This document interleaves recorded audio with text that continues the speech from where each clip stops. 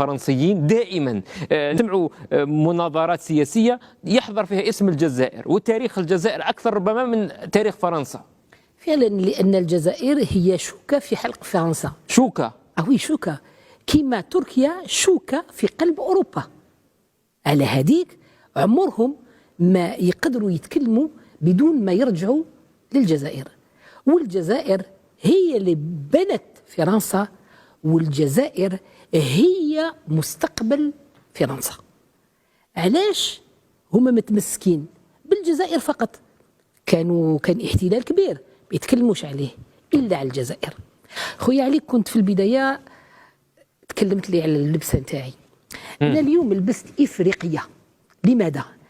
باش نقول لماكرون. انا حسبتك حضرت اللقاء تاع ماكرون فرنسا افريك. لا جوستومون عملت مليح، شفت التدخل نتاع الافريقيه هذيك كيفاش كان قوي، وكيفاش ماكرون ما قدرش يرد عليها. بصح افحمت فرنسا والدوله الفرنسيه والماكرون. انا اليوم لبست اللباس الافريقي باش نفكر ماكرون باللي انا افريقيه. J'appartiens au continent africain et donc je suis africaine. زيادة، أنا من شمال إفريقيا. Je suis une maghrébine et fière de l'être. وحبيت نقول له كذلك نبهه، لأن يظهر لي المسكين ما عندوش وقت باش يقرأ التاريخ. حبيت نفكره فقط. يا سي ماكرون، لازم تفهم باللي الأرض نتاعنا المغربية حسب المؤرخين وحسب الكتابات وحسب المغربية وحسب الاشياء اللي موجوده، يعني لي بيس دو موني، الاثار اكسيتيرا، عندها 12 قرن قبل الميلاد، وبعد الميلاد 2021 2021. معناتها اذا كان حفظنا الحساب نقولوا باللي المغرب موجود منذ 2221 سنة. Et c'est l'histoire qui le dit, ce n'est pas moi. Ceci pour déterminer simplement l'existence de l'Afrique, du Maghreb. Mais il a qu'à نرجعوا للتاريخ الحقيقي. l'Algérie existe depuis 3000 ans. C'est-à-dire qu'elle dépasse de très loin de naissance la naissance de la France. C'est ma civilisation qui est la première avant que ne vienne la vôtre, qui n'était pas la France. اسمع يا ماكرون.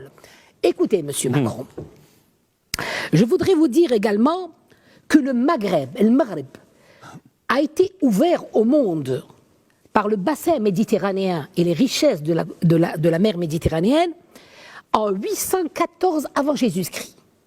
معناتها 814 سنة قبل الميلاد المغرب كان موجود وكان مستغل في البحر الأبيض المتوسط قبل ما هم ما يعرفوا كيفاش يبنيوا السفينة واحدة. إذن المغرب فتح على العالم بإنشاء مدينة قرطاج، ومن ثم بدأت كتابة التاريخ. Donc depuis la création de Carthage, là a commencé l'écriture de l'histoire du Maghreb.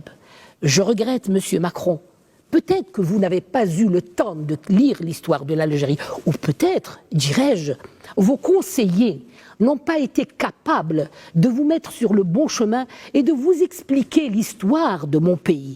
Alors aujourd'hui, nous le faisons à partir de ce studio et nous disons également, nous avons des doutes quant à votre gouvernement et à vos conseillers qui n'ont pas su connaître et reconnaître l'histoire de mon pays et de ma nation. Mais nous sommes là, nous sommes tous ici, pour vous le rappeler quelque peu.